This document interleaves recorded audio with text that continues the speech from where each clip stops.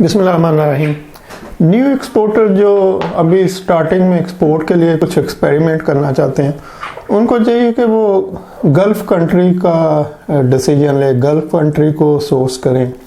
Gulf country में ये GCC के नाम से अगर आप गूगल पे सर्च करेंगे तो आपको पता चल जाएगा कि गल्फ़ कंट्री में कौन कौन से आते हैं। लेकिन स्पेसिफिकली अगर आप यूएई की जो रियासतें हैं उनको देखें, दुबई, शारजाह, आलैन और इस तरह से 7-8 जितनी भी हैं, फिर सऊदी अरब को देख लें, कुवैत है, तो अगर आप इन रीजन के ऊपर काम करें तो आपको बड़ी आसानी से और सक्सेसफुल ऑर्डर मिल जाएगा, हाँ कोई भी चीज़ हो।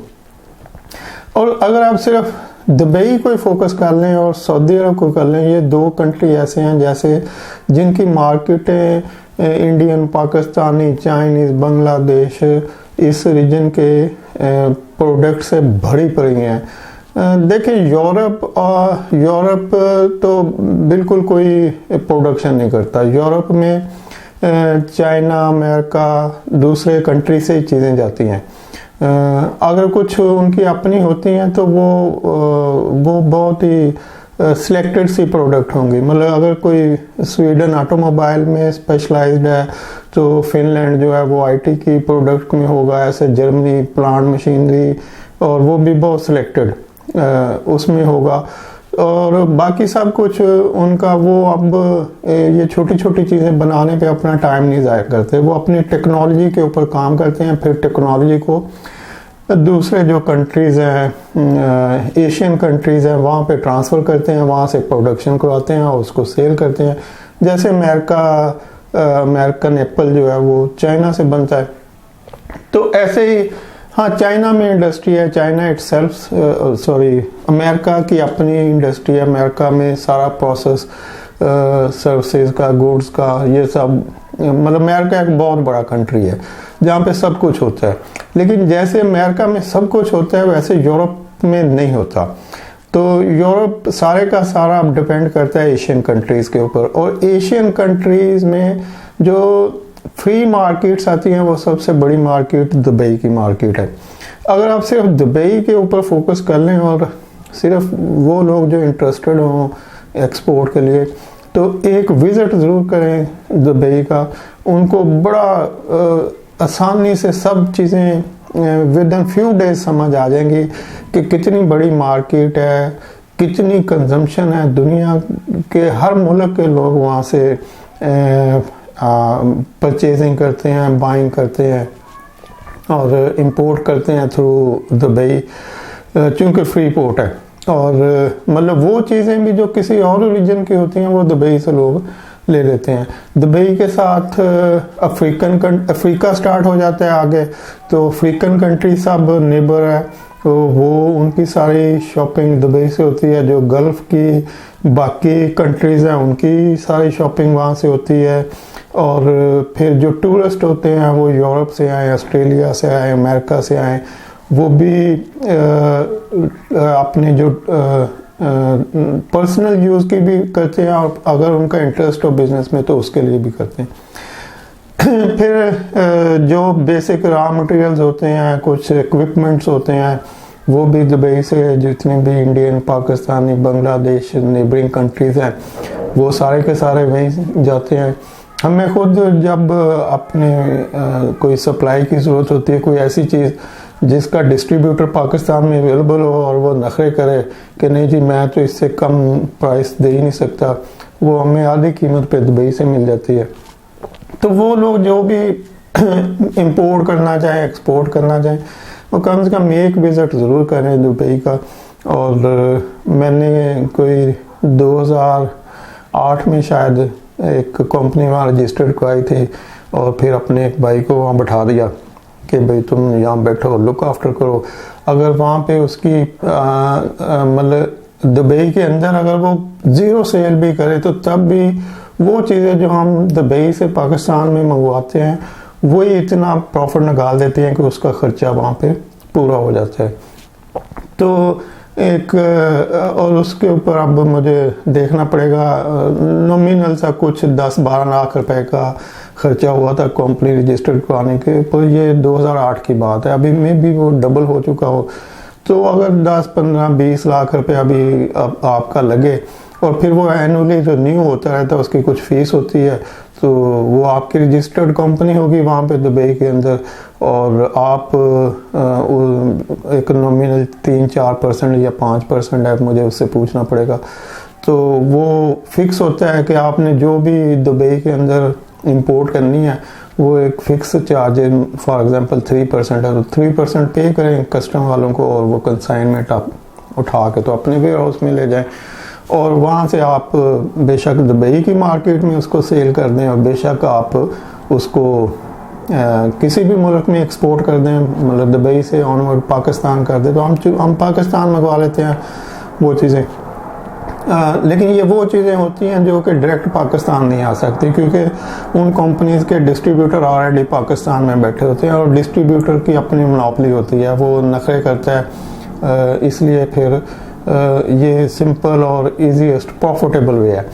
तो इसी तरीके से जिन लोगों ने एक्सपोर्ट करनी है पाकिस्तान से, वो पहले दुबई को फोकस करें, फिर सऊदी अरब को करें। बहुत बड़ी मार्केट है, दोनों बहुत बड़ी मार्केट है। यहाँ से फ्रेश जो वेजिटेबल हैं, फ्रूट्स हैं, मीट है, चिकन है, पेरिशेबल आइटम में बहुत कुछ जाता है पाकिस्तान से। और दूसरा ये कि वहाँ पर ब्रोकर बैठे होते हैं, आपको किसी प्रॉब्लम की ज़रूरत नहीं, आप सिर्फ उनको ये बताएं कि जी मेरे पास ये प्रोडक्ट और इतनी क्वांटिटी पड़ी है, वो आपको विद एन आवर, और अगर विद एन आवर नहीं कर सके तो विद एन डे आपका सारे का सारा सामान सेल कर देंगे, और अपना कमीशन अपनी जेब में डालेंगे, और आपकी जो कॉस्ट है वो आपको दे देंगे। तो ये भी नहीं कि आपने वहाँ पे कोई बड़ा कोई गोल्ड सूक में कोई बड़ी शॉप लेके तो वहाँ पर कुछ हैवी इन्वेस्टमेंट के साथ बिजनेस शुरू करना है, ऐसी भी कोई बात नहीं। हाँ, दुबई के अंदर या सऊदी अरब है तो प्रेजेंस होना ज़रूरी है कि आप मार्केट में बैठे हों। मार्केट से बैठने से मुराद है कि आप वहाँ पे अवेलेबल हों। बेशक आप शॉप वगैरह कोई ना लें, बस अवेलेबल हों, और जो ब्रोकर्स हैं उनके साथ आप इन टच रहें, और जब एक मिलेगा तो एक के बाद फिर दूसरा मिलता है, फिर तीसरा, कुछ ही टाइम में आपकी सारी जो है वो नो हो जो आपको भी मिल जाती है, और रिलेशनशिप भी डेवलप हो जाते हैं। उसके बाद आपको जो भी प्रॉफिटेबल नज़र आता है वो पाकिस्तान से आप वहाँ लेके जा सकते हैं, एक्सपोर्ट कर लें, और वहाँ पर जो आपको प्रॉफिटेबल नज़र आता है उसको पाकिस्तान में ले आएँ और यहाँ पर सेल कर दें। तो इससे जो आपका स्टार्ट होगा वो बहुत मिनिमम टाइम में और सक्सेसफुल होगा और रिस्क फ्री होगा, क्योंकि आप खुद वहाँ पे बैठे होंगे, या कोई अपने भाई को, रिश्तेदार को, दोस्त को जो ट्रस्टेड हो उसको वहाँ पे बिठा दें, या जो ऑलरेडी वहाँ पे है उसको उससे कहें कि भी इस तरह से। और किसी एलसी की ज़रूरत नहीं है, किसी और डॉक्यूमेंटेशन की ज़रूरत नहीं है। जो बंदा आप, जैसे मेरा भाई वहाँ बैठा है, तो मैं जो भी मेरा दिल करेगा मैं यहाँ से खा वो 10 किलो का बॉक्स हो या वो पूरा कंटेनर हो, मैं उसको यहाँ से बुक करवाऊँगा उसके नाम पे, वो उसको वहाँ से ले लेगा और सेल करेगा, मेरी पेमेंट मुझे कर देगा, अपना मार्जिन जो है वो खुद रख लेगा। और कोई लिमिट नहीं है कि आपने 10 किलो भिजवाना है या 10 कंटेनर भिजवाना है, आप कुछ भी एक्सपोर्ट कर सकते हैं वहाँ पर। और चूंकि आपका अपना बंदा है तो आपको एलसी वगैरह की भी ज़रूरत नहीं है। सीएडी करते हैं या डॉक्यूमेंट प्रेजेंटेशन डीपी करते हैं, वो भी ट्रस्टेड होगा कि भी आप अपने बंदे को कर रहे हैं। अभी ये जो साथ कामरान खान शेरानी, तो इनको बड़ा फ़िक्र था, इन्होंने मुझसे काफ़ी 1-2 दिन लंबी डिस्कशन की कि जी मैं किस तरह से डीपी के ऊपर कर दूं, पेमेंट सिक्योर होगी कि नहीं होगी। तो जबकि इनका एक दोस्त वहाँ पे ऑलरेडी अवेलेबल था, तो मैंने इनको यही मशवरा दिया कि आप अपने कस्टमर को सिर्फ उतनी शिपमेंट करें जितना उसने एडवांस दिया, चाहे 15%, तो 15% की शिपमेंट उसे करें, बाकी अपने दोस्त के नाम करें, 2 शिपमेंट बनाएं और उससे कहें कि भाई आपका जो प्रोडक्ट है वो वहाँ पे डिलीवर हो चुकी है, आप इस बंदे को पेमेंट करें और उठा लें। तो ये जनरल प्रैक्टिस है मतलब मार्केट की, दुबई में, सऊदी अरब और बाकी जो भी गल्फ़ के, मतलब दुबई के आसपास है। गल्फ़ में तो खैर बहुत सारे और भी कंट्रीज़ आएंगे जैसे ओमान वगैरह, तो इजिप्ट भी शायद इसी में है। तो लेकिन पर्टिकुलरली जो दुबई की 5-6 रियासतें हैं और सऊदी अरब, इसको फोकस करें तो आप बड़ा सक्सेसफुली ईजीएस्ट वे के अंदर प्रॉफिटेबल बिजनेस जो है, खा इंपोर्ट करना हो या एक्सपोर्ट करना हो, वो डेवलप कर सकते हैं और सब चीज़ें आपके कंट्रोल में होंगी। एक्सपोर्ट करेंगे तो भी सिक्योर होगा कि पेमेंट आपके कंट्रोल में है, इंपोर्ट करेंगे तो भी सिक्योर होगा कि भाई आपका जो बंदा बैठा है वो प्रॉपर गुड्स की क्वालिटी, क्वांटिटी वो उसको चेक करके भिजवाएगा। तो इस सिलसिले में अगर मेरे मशवरे की किसी को ज़रूरत हो तो मैं हाज़िर हूँ। मैंने एक व्हाट्सएप नंबर मेंटेन किया है 033214444065।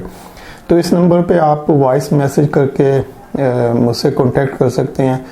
थैंक यू, अल्लाह हाफ़िज़। और ये फ्री सर्विसेज है, मतलब मुझसे तो अपने पैसे नहीं संभाले जाते जो मैं कमाता हूँ, तो इसलिए मेरा अभी और इन फ्यूचर कभी भी इसको सेल करने का कोई इरादा नहीं कि मैं अपनी सर्विसेज को सेल करूँ। वैसे भी मैं समझता हूँ कि यार ये तो जो बंदा अपना इल्म सेल करता है ना, तो वो तो बस समझे कि वो उससे बुरा बंदा कोई नहीं हो सकता कि जो कहे कि जी